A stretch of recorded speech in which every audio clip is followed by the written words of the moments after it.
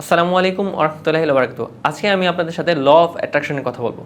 Law of attraction হচ্ছে আপনি আপনার লাইফে যা পেতে চান তা নিয়ে যখন আপনি অনবরত কাজ করতে থাকেন, মরিয়া হয়ে থাকেন, তখন পুরো ইউনিভার্স আপনাকে হেল্প করবে সেটা পেতে। এইটাকে বলা হয় ল অফ অ্যাট্রাকশন। এই ল অফ অ্যাট্রাকশনটা এতটাই মারাত্মক, যার কারণে দেখবেন যে এভারেস্টে যারা জয় করেছেন বা বিভিন্ন ব্যাটেলে যারা জয় করেছেন, শুধুমাত্র তাদের এই মরিয়া হয়ে থাকা থেকে কিন্তু তারা এটা জয় করতে পেরেছেন। এখানে আপনাকে কয়েকটা জিনিস ফলো রাখতে হবে, খেয়াল করতে হবে।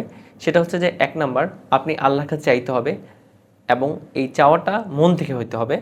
2 নাম্বার, আপনাকে এর জন্য কঠোর পরিশ্রম করতে হবে এবং সেটা পেতে মরিয়া হয়ে থাকতে হবে। 3 নাম্বার হচ্ছে আপনি এই ব্যাপারে যারা স্কিলফুল, যারা এই ব্যাপারে জানে তাদের কাছে যেতে হবে এবং তাদের কোচিং বা মেন্টরিং নিতে হবে।